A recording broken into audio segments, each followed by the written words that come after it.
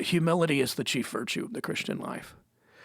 So you want somebody who stands for the truth, but they also are sober-minded about who they are and who they're not. And they lead, even though they're bold, right, at times, they tend to lead first with love. And that's who you want to follow. Welcome to the Loving God, Loving People podcast, where we talk about what it looks like to follow Jesus in our everyday lives and how, in the end, all that matters is God and people. Here's today's episode. Welcome to the podcast. My name's Robert, sitting here with Chad. We're talking about wisdom. We kicked off this brand new series a couple weeks ago. And Chad, in the beginning of this series, you talked about the different types of people that we find in Proverbs. Kind of catch us up on who Proverbs talks about. Yeah, wisdom. I was going to, just be really honest, I was thinking about maybe growing a beard for the series, but every time I think about that, it's a dismal failure. Hang on. So I'm going to, for those of you who maybe didn't notice, there was like a week that Chad attempted to grow the beard. I mean, that was like a year ago. No, this is recently. So you just saw me when we were fishing and I didn't shave. Well, it looked amazing, Chad. And so let me just say, on behalf of all people for all time, I think you should go for it. And don't worry about what other people say or think. Okay, you know how Robert, when he teaches, he likes to use illustrations, that people remember. So he's wanting me to grow the ugliest beard in the history of the world so that he can talk about it for the next several years and use it as an illustration. All right. Well, I'm sorry you lack confidence in this area, Chad. When God created me, he thought to himself, what can I do to help this dude look like a 12-year-old boy for as long as into his 80s? Yes. Yeah. So Drew, the guy doing sound for this podcast, he's grown a pretty awesome beard. Mm-hmm. He has. Yeah. And you asked him too, like, hey, how's your wife feel about that? Yeah, and he goes, put it this way. She told me not to shave. And I was like, so when you get home, like, is she just staring at your beard? And you're like, hey, baby, my eyes are up here. I wish I could grow a beard. I can't. Beard's symbol for wisdom. That's why I threw that in. It really has nothing to do with the three kinds of people in Proverbs. It doesn't have anything to do with your question. So sorry about that. Well, no, it's okay. I filed that in the back of my mind that Chad's probably going to forget the original question, so I was going to ask it again, but you're still hanging on to it. So three types of people. Arguably, there might even be a fourth type of person in the book of Proverbs. There is a fourth, and I didn't hit that, so you get a bonus if you listen to the podcast. So the three types of people are the simple, the wise, and the fool. Mm-hmm. Simple people aren't thinking about their life. They're just living their life. Simple people, they're the people that you're like, what were you doing? Like, what were you thinking? And they're like, I don't know. It's because they're not thinking. They're simple. The wise person is seeking wisdom. They are learning the right things to do, and then they actually do it. Mm-hmm. So wisdom, I said it in the sermon, it's not just what you know, it's what you show. Wisdom is information plus application. Yeah. It's both. And then you have the fool that is missing the application. So the fool knows some of the right things to do, but Proverbs says that they despise wisdom. They don't practice it. Mm-hmm. And so foolishness, according to Proverbs, is the gap between knowing the right thing to do and actually doing it. And everybody goes, well, which one am I? Well, the truth is you're all three. Yeah. And so am I, because I'm simple about some things, I'm foolish about some things, and hopefully, Lord willing, I'm practicing some wisdom. The fourth person, since you threw that in there, perhaps I'll bring the fourth person up at some point in the series. The fourth person in Proverbs, Solomon just calls them the wicked. Mm-hmm. And these are people that, for whatever reason, they are just hell-bent on doing the wrong thing. Yeah. They kind of want to just watch the world burn. Yep. So that was a Texas statement. You're welcome. Yeah, I was talking to my kids about this, and because they were asking questions. This was back in September. They were asking about 9/11, and they were asking me, hey, what was actually going on? Because they learned about it in school, and, why would anybody do that? And so I taught them the different people in Proverbs. And to your point, the wise person, they know the right thing to do, and they do it. Foolish person, they know the right thing to do, and they don't do it. Simple person doesn't know anything. And then the evil person, they know the wrong thing to do, and they choose to do it, is how I explained it to my kids. And again, to your point, some people just want to do evil in the world. And so, that person does exist. And there's nothing more evil than religious evil. Mm. And there is religious evil in every faith, actually, including ours. There are people that justify their evil in the name of God. And you can throw that in the realm of racism or abuse of any kind. Mm-hmm. So there are people that abuse good things but they turn it into evil in the practice. That's the worst kind. So in Proverbs, you do have the fourth person that's evil. So I want to go down kind of this rabbit trail a little bit because I do find this intriguing. So what do you see as subtle evils in religion today? Let's talk about America. Let's talk about within the church. So the worst kind of evil you said is the religious evil. What are some of the subtle evils that maybe we're not even aware that we commit, that we practice, that we as people who would say, no, I'm doing this for God, or I'm doing this for the sake of the gospel or the church or Jesus or whatever, but are actually practices that you would go, no, that doesn't align with the heart of God? Well, I'll just call them out. I mean, I'll just go that far. So Westboro Baptist Church, who goes around and they picket funerals. They're the people. I'm gonna say this. It's gonna be crass. It's gonna be offensive. But here it comes. They have signs that say God hates fags. They say those kinds of things. And again, I know that was crass. I'm just repeating what was on their sign. That's religious evil because they are supposedly representing Christianity, and yet they're doing the exact opposite of what it would mean to follow Jesus. And so I have no problem, even on this podcast, going, that's evil. Yeah. Feel free to pick at me again. That actually makes me feel good about what we're doing as a church. I saw an example as a young pastor of a guy who was really abusive towards his wife. And he would pull out the, well, you're supposed to submit to me and everything. What he left out in Ephesians chapter 5 is the verse that says we're to submit to one another out of reverence for Christ. And then actually Paul describes how that plays out. So the man is to be Jesus and the woman is to be the church in those examples. And so love your wives the way Christ loved the church and gave himself for her, that it's a self-sacrificial, I will die to myself for you. Yeah, and he was actually abusing her for his own benefit. Yeah. So that's religious evil. Evil in the name of God is actually blasphemous. If you've ever heard that term, blasphemy, that's when you do evil in the name of God. That's really how blasphemy plays out. Religious evil is the worst. And when I read the New Testament and I read the Gospels, Matthew, Mark, Luke, and John, Jesus is incredibly kind, incredibly loving. He's humorous. He's gracious. He's patient. But then he has a little bit of a bite to him at times. And it's specifically towards the religious evil. It's specifically towards those who claim to represent God, yet keep people from God. He has like zero tolerance for that person, where he calls them a brood of vipers. And he says snakes. There's no subtlety to those moments. You're like, oh, Jesus does not agree with these people, and he's making it very clear what they are doing is evil. Well, the whole deal about flipping over the tables, the money changers and all that in the temple. That's people abusing religion to make money. Yeah. Because you have so picture this scenario. So let's say my family and I we're more of a peasant family, but we want to come and worship God there in the temple courts, and so I need to buy an animal for sacrifice, and they're way overcharging me. I have no other options, and so here I am trying to honor God. And they're getting as much money out of me as they can so that I can do that. And it just really makes Jesus angry. Oh, yeah. And the fuel behind all that, they use guilt and they use shame. Yeah. And they use it in abundance all the time. And they, there's a self-righteousness there, and there's a shame towards people. And Jesus is like, enough of this. Yeah. So let me just, and nobody's perfect. So I may even ding myself here as I say this. But if you're looking to a spiritual leader, you want to find somebody that you can look at and go, I'm going to follow them as they follow Jesus. So it really looks like they're really wanting to follow Jesus in their life, even though they're not perfect. Humility is the chief virtue of the Christian life. So you want somebody who stands for the truth, but they also are sober-minded about who they are and who they're not, and they lead. Even though they're bold, right, at times, they tend to lead first with love. And that's who you want to follow. God favors the humble and opposes the proud. That's 1 Peter chapter 5, verse 5, second part of the verse.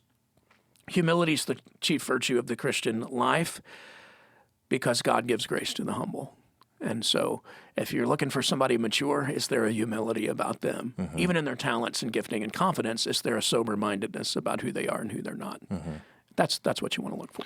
Not to camp out here too long, but I do want to go back to, so talking about religious evil, how do we, anybody who's listening, how do we identify if we've crossed over that line of Pharisaical, like the Pharisees? Because there is a side to following Jesus. There should be some kind of religious devotion to that, right? Yeah.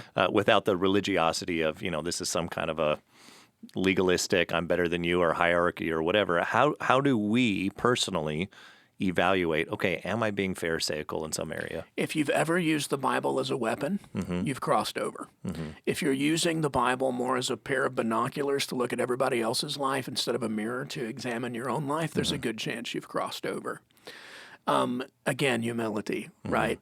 So if I sit with someone who I know is definitely in sin, if they're not a believer, it's irrelevant. Because I don't hold them to the standard that I would hold another believer to. They're not a believer. They're not part of the family. And so, they belong with me just in the sense of friendship. There's no judgment call there. If I have a friend, hear the word friend, who is following Jesus and yet is in known sin, then I address it, but there's a humility about that. I'm not there to berate them or beat them up or make myself feel better. I'm there to give and to serve, and I'm using the Bible not as a weapon, but as a tool to help and encourage and empower them into a place of God's blessing. You always want to stay on God's path because to get off the path is to go somewhere that's going to hurt you. Yeah. So I would say, how do you know if you're using the Bible as a weapon? Yeah. Then you've crossed over. All right. So to bring us back onto the path, you mentioned the path. So the Bible in Proverbs, Solomon, who writes the majority of the bulk of Proverbs, is giving wisdom, and he uses that language a lot of a path. And you mentioned just now that God wants good for us. And I think a lot of people, myself included, sometimes forget that when God says, hey, do this, don't do that, it's not because he's just creating a bunch of rules. It's because he knows how life works and because he loves us. And so he's giving us guardrails. He's giving us guidance, saying this path leads to life, this path leads to destruction. Choose the path that leads to life. And it's not going to be the natural path because our hearts are bent towards the path to destruction. And so then enters in this thing called wisdom that helps guide us down the path. Now, some wisdom, it's really easy to find, right? Because it's right in Scripture. And it's really clear. Other wisdom, you got to go and you got to seek it out and you got to chase it down. So what are some words of advice you would give for somebody who's going, hey, I need to seek wisdom in something that's not clear, not obvious, but I want to be on the right path, but I'm not sure what path is the right path? Sure. How does somebody go find wisdom? Yeah, that's good. Well, one of the things, I'll answer in several ways. That's a great question. I know you know the answer, but we'll talk about it. So thanks for pitching that softball. We'll see if we can't smack it. I would read the book of Proverbs. The book of Proverbs was actually written to young adults. And so there are a lot of people who may look at their family of origin and go, yeah, I'm not sure I want to go that route, Some are blessed with family of origin that you're like, I'm going to go get wisdom from mom and dad because they've always given me wisdom, and that's the kind of parents we want to be. But we live in a broken world. I would read the book of Proverbs no matter what your family of origin is, no matter what your background is, because it's just full of wisdom. Solomon, I talked about it in the sermon, wisest man that ever lived. Okay. What's interesting about Solomon, I'll just throw this in there, is the second half of his life, he didn't practice wisdom. Correct. That's the irony. All the information and stuff that he learned, he bailed on. Yep. And man, did it cost him. So, and his own words, I'm going to quote Solomon, and then he ended up doing the thing he told his kids not to do. Yeah. Wisdom is something that you need to hold on to, that you can actually choose to forsake wisdom, meaning you had it at one point, you walked in it at one point, it protected you at one point, it guided you at one point, and then you decided one day, I'm just going to let it go and walk away. Yeah. All of us are capable of doing that in every area of life in any moment. And when we do that, wisdom no longer protects. Yeah. And so Solomon, later on in his life, he lets go of wisdom. He had it. He was walking in it.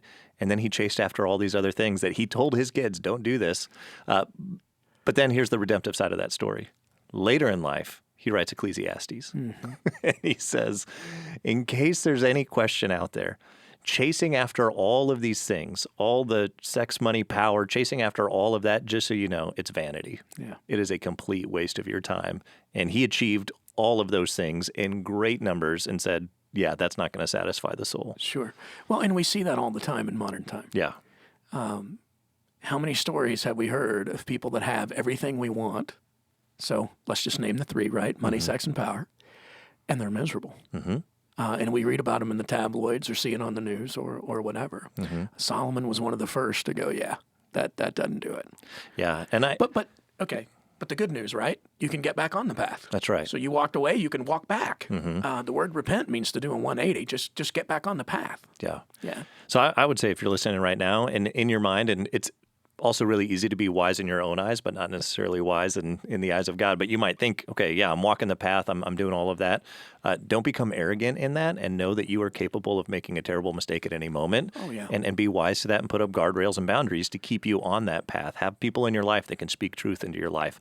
Know what those boundaries are and go, okay, for example, like for me personally, we have guardrails in our marriage for my wife and I where I don't have one-on-one conversations with a female. I don't ride in a car with a female. I don't have a lunch with a female, just one-on-one, anything like that. And it's not because that's a huge temptation for me. It's because what lies beyond that would be a temptation. So I want to keep guardrails up to stay on that path. And the flip side is if you've fallen off of the path, you're going down a road and you know it's destructive and it's hurting you and it's hurting relationships, turn back onto the path. Get wisdom again. Go back, embrace it. It will protect you. Yeah. I've also seen you, just to hit the other side of the coin, I know that you empower females. On our staff, I know that you have females that are friends. You just do that in appropriate locations, in appropriate places. Yep. So it's not a anti-whatever. It's just wisdom. And I've mastered the art of the Jesus side hug. When you hug a staff person, it's always from the side, and it's kind of awkward looking. But hey, it's healthy guardrails. How do you get wisdom? You can read Proverbs. There's 31 chapters. What I do, and I've been doing it every day for a long, long time, and there's once a day when I just am in the stillness in a little room with the door shut, and I'm sitting down. I'll let you figure out where that might be. I read Proverbs, which is, again, sounds so bad, but it's better than social media. It's just life. And I just read the chapter of Proverbs that matches that day of the month. So if I miss one, that's fine. Today is the 27th, and so I haven't done it yet, but I'll read the 27th chapter of Proverbs at some point today. So yeah, that's just what you do. I did read a verse from Proverbs this morning. I'll tell you what it was. The wicked flee though no one pursues, but the righteous are as bold as lions. What does that verse mean? It means when you're like shaky and nervous all the time, there's probably something in your life you're hiding, but there's something about doing the right thing that gives you confidence. And so that was a proverb that I read this morning in my Bible reading. And it just sounds cool. I mean, you could get that tattooed that could go up on a... Yeah, I don't even know what verse that is. Yeah. Perhaps it is in chapter 27. I do a thing where it's an Old Testament reading, a proverb, a psalm, and New Testament reading. So that's what I'm doing.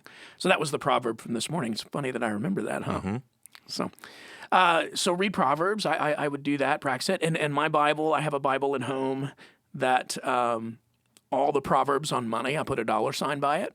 And so when my wife and I are making an investment decision or something and I'm a little nervous, sometimes I'll just go through and read all the Proverbs with the money signs by it. I have exclamation points next to Proverbs. One of them is in the realm of what you just talked about. Be careful who I'm hanging out with.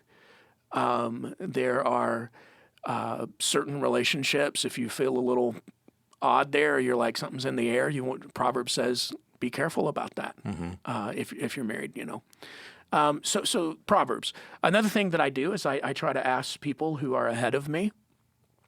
So I've talked about it before on the podcast. I have several mentors, and so I'll shoot them a quick text if I have a question. Or I'm an extrovert in the way that I think. I tend to think out loud, and so sometimes I'll have a conversation with them, and they'll kind of let me process and then help me think through things. I read good books by people who I think are smart and I admire. That's a place to get wisdom. People don't think about this one. I try to learn from other people's mistakes. Yeah. Because I want to learn the easy way, not the hard way. You know, somebody says, well, I guess I just got to learn the hard way. I'm like, that's because you're foolish, right? And I've had to learn the hard way. I don't want to do that again. The hard way hurts. Yeah. So those are places to get wisdom. So you've got the Bible, specifically what we're talking about today, the book of Proverbs. You got people that are ahead of you and following Jesus. You've got good books that you can read. You've got eyes and ears to watch and look around. And if somebody's living a life that you don't want to emulate, what did they do? Don't repeat that. Yep. You know. Well, and some of those thoughts. I've gone so far, so you can observe it, right? You can see it. Absolutely. Well, you want to be thinking about your life. Yeah. And then I've also gone so far as to, when there's relationship and trust, to go, hey, what went wrong? Yeah. Unpack that for me. And the amount of wisdom on the other side of that humility, when somebody had a big fall, crash, whatever in life, and whatever area blew up, if there's relationship there and they have the humility to share with it, there's so much insight that person has on the other side of going, now I see. Now I get why God says don't do that. Now I get why God says this is the better path. There's great clarity that comes through that humility. Well, I also, in my friendships, my closest friends, there are different things that those people excel at. And there are things that they don't necessarily excel at. And hopefully we kind of cover each other. But if somebody, frankly, is really good with their finances, I just ask them questions. Yeah. Or they've done a really good job parenting. They have adult kids. I just ask them questions. One of my mentors is 20 years ahead of me. And, he's 68. I'll say, hey, man, if you could get in a time machine and go back 20 years, what would you tell yourself? You know, because that's where I am. And? Oh, all kinds of stuff. I didn't know if you had any free insights for us on the podcast. All kinds of stuff. And again, you want to learn from people that are humble. Well, I'll give you a parenting one. Yeah. From my mentor. You want that? I do. All right. And this is wisdom. Yep. So I have a young adult in my house whom I love dearly and am super proud of. And, young adults, for the most part, around 18 or 19, are simple-minded. Yeah, and there's a whole lot of free will in there. Yeah. Yeah. And they're not thinking about their life. And so I had a day when I was really nervous about a decision that my son, whom I love and am proud of, made. And so I call my mentor person, who's 20 years ahead of me, and I get it all out, frustration. And he's kind of like, dude, I totally have been right where you're at. Like, and he says his wife's name, and he said, we had lots of those days. And he goes, I'm gonna just keep it real with you right now. I'm like, okay. He goes, you're probably not going to know till they're 30. And I'm like, great. That's 12 years, like 30. And he goes, look. He goes, Chad, just do the best you can. He goes, let me just paint this picture for you. Long, long ago, you had the perfect parent who provided the perfect garden in a perfect place in a perfect world and loved those two kids perfectly. Their names were Adam and Eve, and they still rebelled against that parent. Yeah. And he goes, welcome to the human race. That's right. Right? He's like, and then he's like quoting me. And a lot of times we know the right thing to do. We just have to be reminded. Yeah. I feel like a lot of my preaching, we try to give new information or whatever, but it's really reminding people what they know and inspiring them to go through with it. But he said, just love your kids as they are, not as they should be, because that's how your Heavenly Father loves you. And be patient and kind and truthful, right? And if there's consequences, then carry through with those consequences and discipline. But he's like, don't be so hard on yourself. Perfect environment, perfect parent, perfect love. And they're still like, no, we're not going to do what you say. So, yeah. So on that day, that was helpful. But wisdom is something that we have to choose. It doesn't happen naturally, to your point earlier. And it really is about staying on God's path, knowing the right thing to do and doing it. That's good. Well, we'll pause there. We're going to continue the conversation next week. Thanks for joining us on the podcast. Any closing remarks, thoughts? Chad, you gave me the eyebrows up. I was trying to read your face here. I feel like you have something to say. Yeah, thank you. I really want to encourage you to be part of this series called In Everything You Do. The idea is we want to trust God in everything we do because that really is for our good. God's not trying to bum you out. He's trying to bless your life.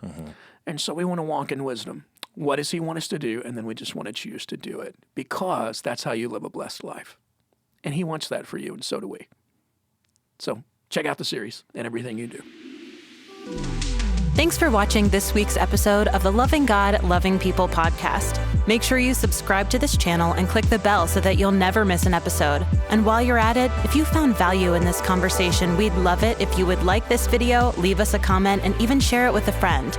Doing that will help more people meet, know, and follow Jesus. And lastly, you are always welcome to join us each week for one of our services right here live on YouTube. Thanks for joining us. We'll see you next time.